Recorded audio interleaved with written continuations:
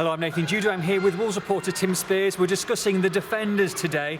And Tim, it wasn't a good start to the season defensively for Wolves. No, a real shocker actually. After the sale of Richard Stearman, it really rocked the back four. All of a sudden, you had Courtney Hawes, Ethan Eubanks-Landell as the kind of, excuse me, the senior centre-half partnership, while they were waiting for Danny Batth to come back from injury, and they were leaking goals left, right, and centre. A ton of individual mistakes, you know, lots of gaffes. It was hard to watch, really. You could never see them keeping a clean sheet. And then they brought Mike Williamson in on loan to really steady the ship, and got 3 clean sheets in 5. He was excellent. He was absolutely superb. And then obviously he went back to Newcastle and got injured.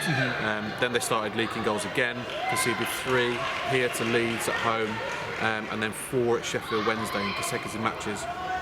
At that point, the pressure was really on Jacket, so he kind of switched to a defensive style. And then they won 4 games in a row.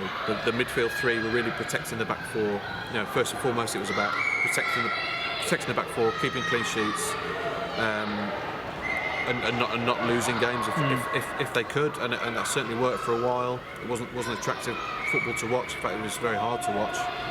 But they needed to protect that back 4. And then as the season kind of went on, they really kind of steadied the ship. I mean, we saw obviously 4 consecutive clean sheets here, with the 4 0-0s. Would have been 5 in a row, were not for that late penalty on the last day of the season.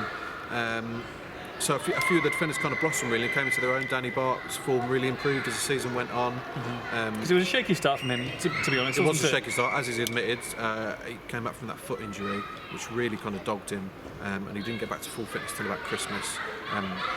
And then Ethan Eubanks-Landell had a long run in the team, his longest run ever in the team, and you really saw him blossom as a defender. And then Courtney Hawes again had a long injury, theme of the season, and came back, and he did well at centre half as well before he's mysteriously dropped 48 hours after leaking the kit on Snapchat.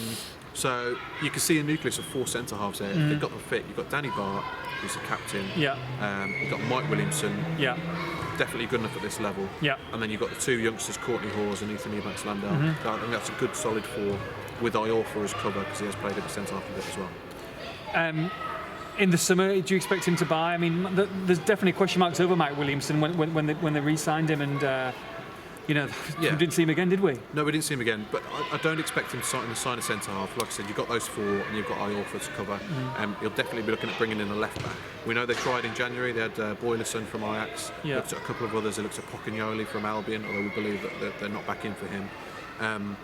Matt Doherty's got the left back shirt at the moment, but Sylvain Deslanders, as Jacket said, he's not ready for Championship football yet. He says he wants 2 first-team players in every position. He wants to replicate what Middlesbrough did. So we'll definitely see a left back coming in. I think we'll probably see a right back as well to push cover for Iorfa, although his future's perhaps up in the air this summer as well. And if they get a big money bid in, do you think that he'll probably let him go? The club's up for sale. They haven't got much money to spend. They've already spent a chunk of the Afobe money. There's no parachute payments this year. That's a massive hole in their finances. If a big bid, 6, 7, 8 million quid with add-ons, he's bound to play for England one day. Absolutely certainly play for England one day. If they've got a big bid coming in with add-ons, I think they'd probably sell him, because although he's a very, very good defender and a very good right back, it's not the most key position in the team, is it, right back? I'm sure you could sign a replacement. You've got Doherty there as well, who can play right back.